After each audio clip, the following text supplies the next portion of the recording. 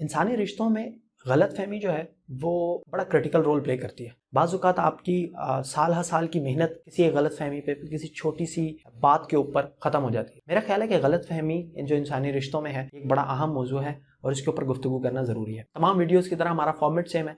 गलतफहमी होती क्यों है, उस गलतफहमी को हमने टैकल कैसे करना है, और अगर हमारी तमाम कोशिशों के बावजूद वो दूर ना हो रही हो तो हमने अपने आप को क्या समझाना है, हमने अपने आप से क्या एक्सपेक्टेशंस रखनी है। सबसे पहले तो इस बात पे आते हैं कि गलतफहमी होती क्यों है। अक्सर बातों के अंदर हम चीज़ों को अपने नज़रिए से देख रहे हो, और गलतफहमी बनती कब है, जब हम दूसरे के नज़रिए को सुनना और समझने से बिल्कुल ही इनकार कर देते हैं। मिसाल के तौर पे लीजिए कि मैं किसी बात पर बहुत ज़्यादा स्ट्रेस्ड बैठा हूँ और मेरा एक दोस्त कमरे में आता है और किसी भी बात पर, किसी नाजुक सी बात पर हमारी आपस में उलझाव हो जाता है, हम दोनों आपस में उलझ पड़ते हैं। अब वो जो दोस्त कमरे में आया है वो दोस्त शायद ठीक मूड में था, उसका फन करने का मूड था। दूसरी तरफ मैं जो था वो ऑलरेडी अनॉयड बैठा हुआ था या इरिटेटेड था, और हमारा ये जो डिफरेंट ऑफ एक्सपेक्टेशंस था, ये जो कॉन्टेक्चुअल डिफरेंस था हमारा, उसकी वजह से हमारी ऊंच नीच हो गई। अब मोस्ट ऑफ द टाइम होता ही है कि जब हम दोनों के जब गुस्सा या पारा जब हमारा नीचे आया तो हमने एक दूसरे के साथ गुफ्तगू की बैठ के, और हमने एक दूसरे को बयान किया कि यार देखो मैं माजरत करता हूँ, असल में मैं थोड़ा ज़्यादा उलझ गया, उसकी वजह ये थी कि मैं इस बात पे अनॉयड था। और वो भी कहता है कि हाँ यार मैं भी शायद ओवर पंप था, मैंने आके तुमसे डिस्कशन की विदाउट इवन सीइंग कि तुम्हारे फेशियल एक्सप्रेशंस क्या कह रहे थे या तुम किस कर्व से गुजरे थे, ये जानने की भी कोशिश नहीं की, या जब तुमने रिएक्ट किया तो मैंने तुम्हें समझने की कोशिश नहीं की, उल्टा मैंने जवाब में तुम्हें रिएक्ट कर दिया। गॉट इट, बात खत्म हो गई, गलतफहमी खत्म होगी। लेकिन यहाँ पर ऐसी सूरत हाल भी आती है कि जब हमारे जो एक्सपेक्टेशंस होते हैं बहुत ज़्यादा हाई होती हैं, तो होता ही है कि फिर हम बम्प हो जाते हैं, और बजाय इसके कि उस शख्स से हम बात करें जिसके साथ हमारा मसला है, हम उसको छोड़ के तकरीबन हर दूसरे शख्स से बात कर लेते हैं उस गलतफहमी को लेकर। इसकी एक और सूरत हाल भी होती है जिसमें लोग आपस में बैठते हैं और कोशिश करते हैं कि वो ये देखें कि उनका ये आपस में झगड़ा या गलतफहमी क्यों बनी, और लेकिन वो उस गलतफहमी में बजाय ये देखने के कि मामले को रफा दफा करके हम आगे बढ़ें, वो इसके अंदर इस बात के ऊपर ज्यादा फोकस हो जाते हैं कि उस वक्त गलती सामने वाले की थी। जैसे मैं फर्ज कीजिए कि मैं कहता हूं कि हम दूसरों की बात नहीं सुनते और मैं अपने दोस्त से कहता हूं कि चलो यार आओ बैठे इस मामले को सुलझाते हैं, और जब मैं और वो बैठे तो मैं बजाय ये समझने के कि वो पम्प्ड था, वो खुश था, मुझे पूछना चाहिए था कि भाई आप किस बात पे पम्प्ड हो, किस बात पे खुश हो, इतना एक्साइटेड क्यों हो, मैंने अपने कॉन्टेक्स्ट के हिसाब से इरिटेशन का इजहार, अनॉयंस का इजहार किया, तो मैं भी गलत था, वो भी गलत था। लेकिन अगर मैं गलत था मुझे अपनी गलती की माफ़ी मांग लेनी चाहिए। मैं बजाय इसके मैं सारी जो उस गुफ्तगू का महवर है वो ये बना लेता हूँ कि वो गलत था और उसने ऐसे गलत बात की और उसकी इस बात ने मुझे गुस्सा दिलाया, तैश दिलाया, जो कि हकीकत नहीं है। उसकी किसी बात ने मुझे तैश नहीं दिलाया, मैं ऑलरेडी अनॉयड था, ठीक है, ऑलरेडी अनॉयड था, उसकी किसी बात ने मुझे गुस्सा नहीं दिलाया।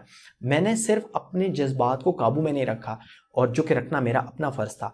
तो बजाय मैं अपनी गलती मानने के मैं फोकस करता हूं कि वो कहाँ गलत है, और फिर उससे जो गलत फहमी की जो एक दीवार खड़ी होती है वो मजीद एक मजबूत फसील दीवार बन जाती है। तो अब गलत फहमी अगर हो जाए उसका हल अगर बैठने से भी ना निकले, आपकी तमाम गुजारिशात और माजरतों के बावजूद भी मामला हल ना हो, तो फिर क्या करना है? Take a deep breath, give that person a chance, a space, maybe over time उसको रियलाइज हो जाए। क्योंकि फिर आप जब जितना ज़्यादा कोशिश करेंगे, आप जितनी ज़्यादा माजरत करेंगे, और आगे से अगर उतना ज़्यादा स्टबर्न एटीट्यूड मिलेगा, आपको उतना ही ज़्यादा सख्त रवैया मिलेगा, तो ये आपको मायूस करेगा, आपका दिल दुखाएगा। तो इससे बेहतर है कि आपने अपनी जो पूरा प्लान था, जो भी आपकी गलतियां थी, आपने वो लेआउट भी कर दी जब आप दोनों आपस में बैठे, और आपने उसकी माजरत भी कर ली, और आपने उसको ये बता भी दिया कि आप शर्मिंदा हैं और नादिम हैं, लेकिन उसके बावजूद वो माफ़ करने को तैयार नहीं है। तो मे बी उसको माफ़ करने में आपको कुछ वक्त लगे, तो उस वक्त का थोड़ा इंतज़ार कर लें। और अगर तो वो रिश्ता आपके लिए इंपॉर्टेंट है तो ख़ास तौर पे उस वक्त का थोड़ा इंतज़ार कर लें, इधर उधर की एक्टिविटीज़ में लगे रहें। मुझे उम्मीद है कि वो रिश्ता आपको ज़रूर माफ़ कर देगा, और मुझे उम्मीद है कि आज आप इसको ट्राई करेंगे, आज के दिन आप इसको ट्राई करेंगे, इसको व्हाट्सएप पे ट्राई करेंगे। आपको कुछ लोग इंट्रोवर्ट होते हैं, वो फेस टू फेस बात नहीं कर पाते, कोई बात नहीं भाई, व्हाट्सएप आपके पास मौजूद है। कुछ लोग बहुत ज़्यादा शर्मिंदा होते हैं, उनको समझ नहीं आती वो फेस कैसे करें दूसरे को, कोई बात नहीं भाई, आपके पास व्हाट्सएप है, व्हाट्सएप जिंदाबाद, व्हाट्सएप को यूज़ करें, अपने रिश्तों को मजबूत बनाएं और अपनी ज़िंदगी को पुरसकून करें। उतने रिश्ते रखें जितने आप संभाल सकते हैं। मुझे याद है कि जब मैं ड्राइविंग सीखने लगा था तो मेरे वालिद साहब ने मुझे एक बड़ी मज़े की बात की थी, और उन्होंने कहा था ऐसा नहीं, एक बात याद रखना, और वो ये कि जब तुम रोड पे गाड़ी को लेकर आओ, इस बात को अपने जहन में बिठा लो कि दुनिया के तमाम ड्राइवर्स और तमाम जो ट्रैफिक है इस सड़क के ऊपर वो अंधी है, और सिर्फ तुम ही तुम हो जिसको खुदा ने आंखें दी हैं। ये समझ के ड्राइव करो तो तुम्हारा एक्सीडेंट नहीं होगा।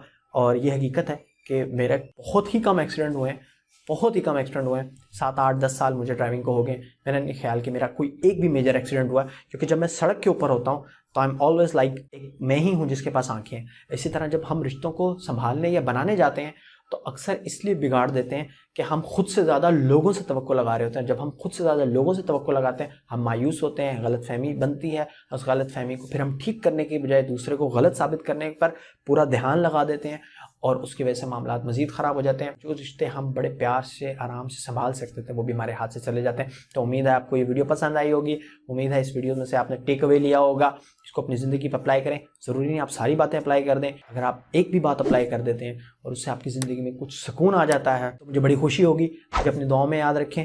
मिलते हैं अगली वीडियो में। अल्लाह हाफ़िज़।